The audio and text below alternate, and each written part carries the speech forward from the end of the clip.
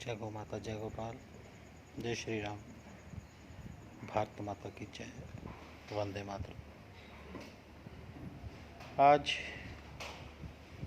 आपके सामने आने का मुख्य मकसद ये है कि आज एक खबर मैंने देखी जिसमें एक गौ माता को फांसी पर लटका दिया गया। उसके दोनों पिछले पैर आपस में बांध दिए, उसके दोनों वाले आगे पैर आपस में बांध दिए और उसके गले में रस्सी डालकर उसको पेड़ से लटका दिया। जिस प्रकार किसी मुजरिम को फांसी दी जाती है, आज जिसको हम माँ कहते हैं, जिसको हम माँ मानते हैं, जिसको हम माँ कहकर पूजते हैं, उसको फांसी के तख्ते पर चढ़ा दिया गया। क्यों? क्या कसूर था उसका? यही कि वो एक समुदाय की हमारी माँ है। और कितने जुल्म करोगे तुम उन पर? सबसे पहले तुम उसको लाठी से मारते थे जब तुम्हारे पास वो आती थी। फिर लाठी से मारकर मन नहीं भरा तो तेज़दार हथियारों से उसको मारना शुरू कर दिया। कभी कस्सी से, कभी कटार से, कभी किससे जगह जगह पर उसके कट डाल दिए। उसका खून बहने लगा, जिसे देखकर तुम्हारे दिल को शायद सुकून मिला हो। लेकिन उसके बाद भी तुम्हारा मन नहीं भरा तो तुमने उसके पेट में सरिया घुसेड़ना शुरू कर दिया। दर्द से बिलखती चिल्लाती जब वो भागती थी तो तुम्हारा मन खुशी से उछलता था। उसके बाद तुमने सोचा कुछ और किया जाए। फिर जब वो तुम्हारे पास कुछ खाने के लिए आती तो तुम उस पर तेज़ाब फेंक देते। वो तुमसे पानी मांगती तो उसको बदले में तेज़ाब मिलता।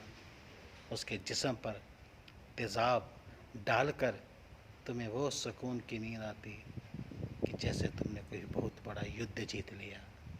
आज तुम विश्व विजेता बन गए। लेकिन तुम्हारी मन की जो क्रूरता थी वो फिर कम नहीं हुई। तुम्हारा अंदर का शैतान फिर जाग उठा। तुमने उसके बाद जिंदा गौ माता को जलाना शुरू कर दिया। लेकिन अब क्या हुआ तुम्हें? अब कौन सा नया शैतान तुम्हारे जिस्म में प्रवेश कर गया? तुम्हारे दिमाग पर किसने इस प्रकार हैवानियत ने अपना कब्जा कर लिया कि तुमने जिंदा गौ माता को पेड़ से लटका कर मार दिया? क्यों? इसलिए कि हम उसको माँ कहते हैं? क्या कसूर है उसका? यही कि वो कुछ मांगने के लिए तुम्हारे पास आती है। अरे ओ इंसान, तुम्ही ने उसकी जगह छीन ली,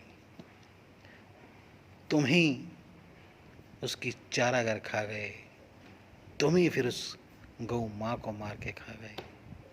लेकिन तुम्हारा पेट नहीं भरा और शायद भरेगा भी नहीं। लेकिन एक बात याद रखना, ऊपर वाले की लाठी बेआवाज़ होती है।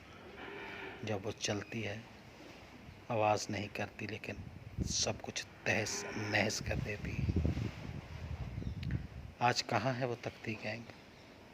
कहाँ है वो जो इन बेजुबानों के हक की बात करते हैं? कहाँ है वो जो इंसानियत की बात करते हैं? कहाँ है वो जो बेजुबानों के हक के लिए लड़ते हैं? कहाँ है वो जिन्होंने एक हिरन के मर जाने पर केस कर दिया? कहाँ है वो जिन्होंने एक हथनी के मुंह के भीतर बम रखने पर पूरे विश्व में हाहाकार मचा दिया?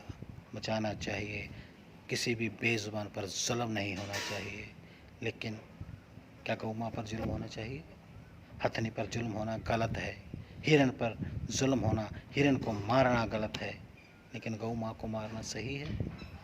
इसके लिए कोई क्यों कुछ नहीं बोलता? क्योंकि ये हमसे जुड़ी हुई है, किसी विशेष समुदाय से जुड़ी हुई है, कोई विशेष समुदाय इसको माँ कहता है, इसलिए तुम चुप हो जाते हो। तुम अपनी राजनीति करो, लेकिन गौ माँ पर राजनीति मत करो, बहुत महंगी पड़ेगी, बहुत भारी पड़ेगी।